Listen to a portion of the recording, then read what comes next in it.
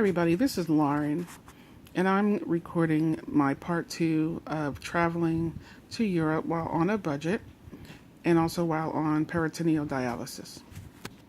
Um, this is considered my expense sheet. This is a copy, a template of what I would use to start developing my expenses and kind of projecting exactly how much am I going to need to spend when we go away, for how long or whatever. And then also it helps me determine how much I need to put aside or, start saving to start paying for our trip. My husband and I are both on disability. I'm on dialysis, so we're really tight when it comes to money. And we also have children we still help take care of, and grandkids, and a house we still have to pay for, an apartment, and so on and so forth. So we are we have normal expenses like everybody else. But we still like to travel. I've been traveling for a long time, and that was something that I definitely did not want to lose when I had to stop working, and I got really sick. So it was really important for me to maintain that activity. So I use this template to help me determine exactly how much everything's going to cost. So I used these two books. We're going to Italy and Sicily this year. So I used these two books here to help me, plan the expenses. One of the things that I learned in both of these books is that there's different airlines that have really inexpensive airfare. So for Italy, we used Meridinia Air, and then for Sicily to fly home, we used TAP Portugal. Both are really, really inexpensive, and there's only the window of time that you can get the airfare. So we were really lucky to get that airfare. But it's really recommended for anybody to start 6 months before and get that airfare. If you're on dialysis, especially peritoneal dialysis, it's very important to book ahead of time, because you still need to communicate with your supply company. Your supply company will not put an order through for delivery until they have a copy of your airfare. So it's really important that you get your airfare first, and then let them know where you're going. And I had recommended in the first video to find out from your company where they will deliver. My specific company will not deliver to certain countries. So I had to learn which ones they didn't deliver to, so that I could make sure that I was able to have a healthy trip, and be healthy on my trip. Okay. So when you're talking about the trains, we definitely found it was cheaper to do to do Bonn or OEBB, which are both websites that you can use to get European train tickets, specifically like to Amsterdam, or you can also get something like from Germany to Vienna. I think I was able to get my train tickets for all three of those. It just came out so much cheaper than using Eurail. Some folks just want to just bunch it all up together and just let them kind of handle all of the train tickets. But to me, it just came out so much more expensive. Many times my daughter last year was actually free because she was a minor and she was 13. So because she was a child, they just made sure, they gave us a free fare for her. So that worked out perfectly. For hotels, we have been using Airbnb and getting like apartments, private apartments. Now, I will say that when we do the hotels, I do go on booking.com. I do reserve hotels that are reasonable, good reviews throughout the whole trip. And the reason why I do that is because it kind of locks us in that we definitely have a place to stay. Now, when I go on Airbnb, when I get some extra money, because Airbnb, you have to pay the fee then. I go on and I look around and find some reputable places to stay. And then what I do is I book them. And when I get approval and confirmation that it's booked, then I'll go back on booking.com and cancel the reservation for that city. That way, other people can use that slot. But it also locks us in, like I said before, just in case we can't find something that's suitable or even a better price. Usually we find that we save money on Airbnb. When you're talking about meals, because we are in an apartment, we do shop locally at the local grocery stores or the farmers markets, and we bring back food. So we will either take a lunch with us, or we will eat breakfast. We always eat breakfast in, and then we'll take a lunch with us, or we'll just do a snack when we go out. Like, we might grab anything. I think for me and my husband, the budget that I have for Italy every day is like probably about €15. And as long as we can keep it within that budget, it could be gelato and pop a fruit fry. I don't care. As long as we keep it under €15, that's our budget. Dinners, I usually do $20 a person, but if my husband wants to get a beer or something or two, I try to jump it up to like €60. I think that's reasonable for dinner, for a nice sit-down dinner somewhere. What we found in Europe, though, when we went last year for the 35 days, is we just kind of got what we like to eat, and it was street food like all the way for the most part, to be honest with you. We fell in love with kebab sandwiches, and they had kebabs like in Prague and Vienna and in Switzerland. So I think we had like probably a total of like 8 dinners with kebabs or something.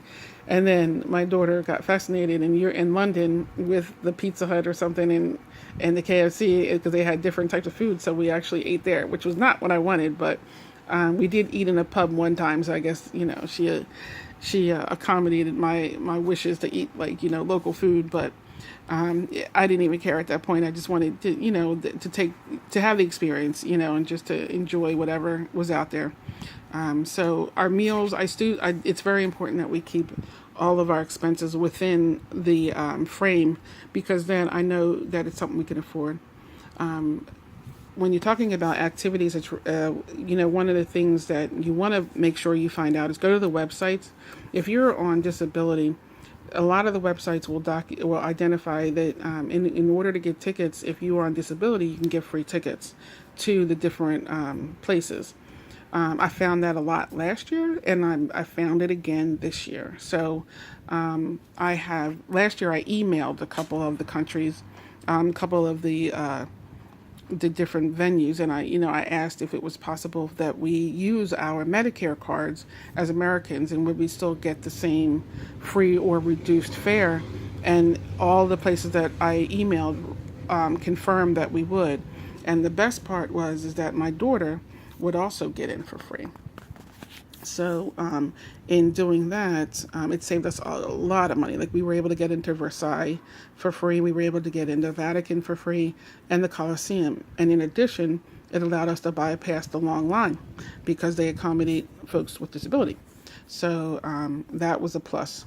And now if you see here, and my handwriting's not that great, it says currency: euro, pounds, corona, and francs. So what I try to do is, when you're looking at the meals or you're looking at the activities, I try to put it in the currency. So for euro, it's not that far off from the American dollar. So I just actually say €60. Like, I know that, if we're in Italy, it's going to be euro. So I'll just say €60.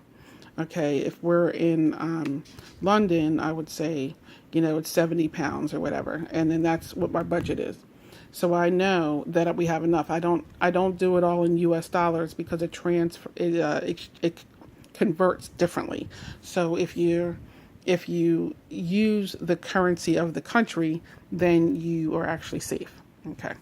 So that's pretty much what the expense sheet would look like. Then what I do is I look at my budget every month, and I kind of determine where I might have some extra money. So if we had $300 extra, then I might look at those hotels, and I go on Airbnb. I might actually be able to get 2 bookings. 2 different cities I could book Airbnb. So that's out, and I use that $300. If I have an extra 100, I might be able to get 2 train tickets. So I really have to set it up, and I'll show you what I do to set up how much things are going to cost. So this is my budget book, and I'm only going to show you the one. Well, let me show you how crazy it looks when we went to Europe last year. Let me show you my crazy. Okay, so this is the overall. This is this page. So this is this. on steroids. This is this on steroids. When we went to Europe last year, you see all these little notes on the side. This is all done as we get closer to the trip. I start to re-add things, and that's why I said I would sit there and I look at all this, and it was looking all nice and pretty, and then I start to identify, I got to get this amount of money out of the ATM when we get there. And I need to get this amount of, all this kind of stuff. And where is the money going to come from? Which account is this going to come from? This amount of money going to come from? And I looked at, if you see here, so here's the Corona. And so 235, at that time, 235 US was like 5,683 Corona. Oh, I'm sorry. I didn't realize I was pointing. Okay, so this is the conversion. So really, I need $235 when we're in Prague. Okay, and this is what the money is going to convert to. So then I know that this is what we need to, this is our spending money for our activities. Okay, this is for Switzerland. So 390 francs equals 400 US. So I know when I'm looking at my US dollars that I need to have $635 that I need to then convert. Now, sometimes you have to be careful because nothing ever converts the way it's supposed to. So it says it on the conversion, xe.com, it'll say it on there that that's what the conversion is. But when you go and buy currency, it never exchanges the same way. So just be flexible and relax, and you might get a little bit less money or whatever, because depending on where you get it, it's always best to get your money from an ATM when you take money out to get the different currency. And some banks are just fickle. And make sure, number one thing is to make sure you call your bank before you leave the United States and let them know what countries you're going to. Because you get all the way over there and you try to get money out, it will not take money out for you. You will not be able to take money out. And it might be hard for you to call. So just, make sure that you take care of those parameters. So this is what it looks like here. Like, I have my airfare, and the hotels kind of changed a little bit. I think we ended up spending $741 as opposed to what I originally had estimated. So we saved a lot of money that way. Our meals for the three of us for 35 days was a total of $1,545. So that's not too bad. And then our activities were $1,600. And I just the reason why I have 1 and 2 is because, like I said, we were on a budget. So we were literally using our checks that were deposited and using money from those checks. I mean, the bills were still getting paid and everything, but there was extra money that we used to get through, that certain leg of the trip. And it worked out perfectly. I wasn't concerned or scared. We've done it before. And everything was safe. Excuse me for a second. Okay. So this is the one that we're doing for Italy. And we have, it's really important, like I said, that you set everything up about what your projected expenses are. And then here is what I started to do. So this one page is all for Venice. You can see it a little bit. It's in pencil, so I apologize. This is our hotel. This is the meals. I do it breakfast, lunch, and dinner. I do the dates down the side. And then I do the same thing, dates down the side for activities. And I kind of tentatively write different things that we needed, that I want us to do, or my husband thought he would be interested in doing. It's usually what I want to do. I'm going to be honest with you, it can be real. And then this down here is our transportation from Venice to Florence. So I have, I paid $66 for our train ticket from Venice to Florence. And I write down everything, all of the booking information, the reservation numbers, because if my papers fly, I do keep copies, hard copies of my reservation. I also have them in email because everything's confirmed via email. But what if I can't find Wi-Fi to open up my phone? I need to have it in paper. I don't have enough patience to try to find Wi-Fi. So I always write down everything. So this is telling me what time we have to be at the train station, where it's going, where it's going, where it's coming from. And so it's everything. It's how we're getting to Venice. It's where we're going to stay when we're in Venice, how we're going to eat when we're in Venice, what are the activities going to be. So that's how I set up my book. This one's a little cleaner, a lot cleaner. So, because it's kind of interesting because that's when all of the hubbub happens because it's going to be a long day. It's going to be crazy because we have to get from Philadelphia to Newark. We have to fly from Newark to Lisbon, from Lisbon to Venice, and then we have to find a way to get to our hotel. So, all of that is written. So that's why it looks so crazy because it's going to be a crazy day. And then we start to, relax. And then now we're going to take our train. We're going to end up in Florence. And here we go again. Where are we going to stay? Where are we, going to eat? We have an apartment that we're going to be staying at. It was $148. We're only staying here for like 2 nights or something like that. So it was 148 euro for an apartment. And what are some of the activities? Now, what I did, honestly, for this trip, and I do this a lot too, I'll average like $50 for the whole, like all the activities. Because I had said earlier that because we're on disability, we get into a lot of things for free. It definitely is the same way in Italy. And I was able to confirm it, like for the Accademia Galleria, I already emailed them. The Uffizi Museum, I already emailed them, so I know that it's free to get in both. So we really don't have to spend any money. Catacombs are free here in Naples. So this is our Naples page. Once again, when are we going to be there? Where are we going to stay? Which is another Airbnb place. And we're here, I think, for 4 nights.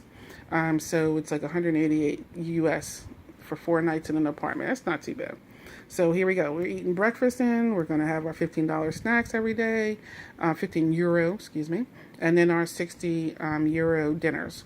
And then we're going to probably eat in 2 times. Probably get some of that pizza on one of these days, so it's going to come out cheaper. We'll have some savings because I'm sure pizza is not going to be 60 euro. And that's with us getting our own pizzas. So here's our activities. And really, Pompeii, we might have to pay out of pocket. I did not check with Pompeii, and I'm really not even going to have a heart attack about it because they're only going to probably charge us total 22 euro, and the round trip ticket for the bus is 7 euro, or train is like 7 euro round trip. So I can't even get upset about that. So that's not a lot of money, and so we have $50. Kind of, split up between these 3 different days, and the catacombs are free. So I wanted to go to the catacombs, and you can see they're free. So, and then here we go again, transportation to Syracuse. Now this is estimated. I still don't have those tickets, and the reason why we don't have these tickets is because the Naples to Syracuse train, they update like in June, and we're going at the end of June. We'll be ready to get on the train on June 29th. And I think the tickets and the schedule updates like June 11th. So I might have to wait until we literally get, like right before we're about to go, to get the train ticket. But I played around like I always do on the website and acted like we were traveling a different day.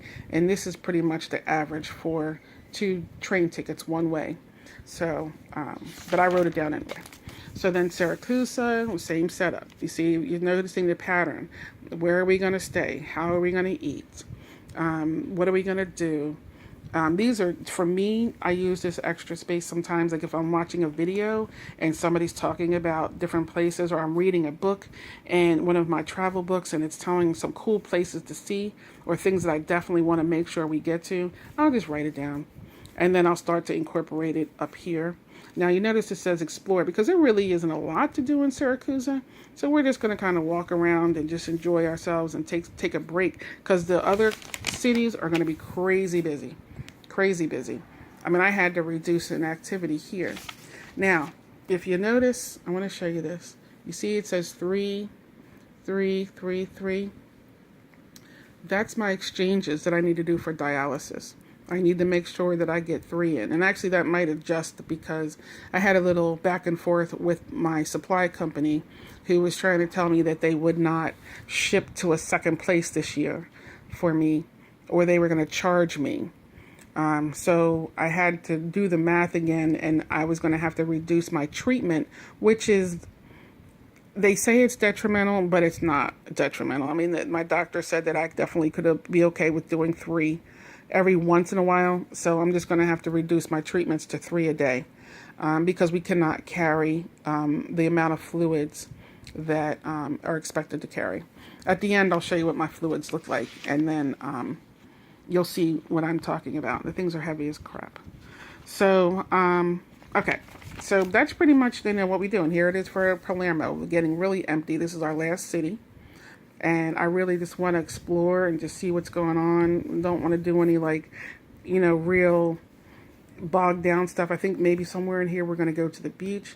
Now, let me tell you a little secret. One of the things that we are looking to do in another couple of years, probably right after 2020, if not the end of that year, we want to move to Italy. So, and I'm, we're looking more towards Sicily. So, going to do some exploring. The guy that owns the Airbnb here is an expat, I believe, from UK, and he already inboxed me and told me that he would be more than willing to help me, just give me some tidbits about moving overseas, and some of the things I might need to know. So one of the things I definitely want to know is it possible to do peritoneal dialysis there? How much is insurance, and so on and so forth, and go from there. So we're going to do some exploring here. Okay, but this is really, so as you can see, let me show you some of these expenses. So this was $88. So $88, and let's say I had another one here, $66. So what's that? $154 total. So just say I got a $300. We had some extra money one month. It was like an extra $300. So we could book 2 train tickets, and we could book Florence for Airbnb, and that's $300. So does that make sense? You just kind of chip off, but you need to start ahead of time. So I would say, I would definitely just start chipping away at the prices and keep track. And when you're talking about, this is the booking.com booking, I have to keep this one because this is where my boxes are going to go for my treatment. So this is one of those places that I have to keep it. So in a nutshell, when you're looking at budgeting on a fixed income, it's very important to look at your budget. So this is the budget side of my book, and I've been doing this in this book since 2014, and it goes all the way up until when we go away. Okay, so what I do is I literally sit and stare. You see all the erase marks, and I cross stuff out, and it's like a big old map, and I just kind of identify, what expenses we have and what I have to chip away and what can go towards the trip. And I look at all my expenses coming up, and I say, you know what? I can put $300 towards this expense, and I could do $60 towards this expense. So at this point, the whole trip is paid for except for that train that I was telling you about that doesn't update until we get on the trip. But I also need my expenses for when we get there. So the money that we're going to take with us is this amount.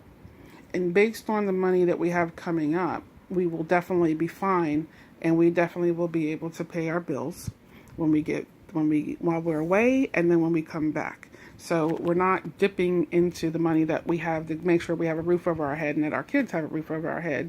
We need to, and we actually were even able to take some extra money while we're away. So that'll be just in cases, or if we have to rebook a plane ticket. I do have insurances on everything, but you never know. So this is even with us. But technically, while we're overseas, we just need this now, just $13.72. So I just have to keep budgeting and making sure that we have that available.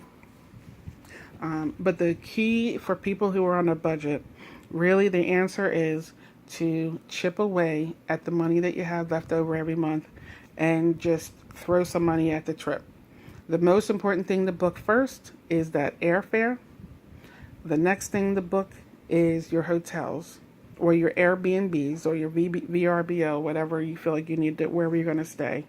If it's safer for you to do booking.com and you save money over a longer period of time and pay when you get there, then do that.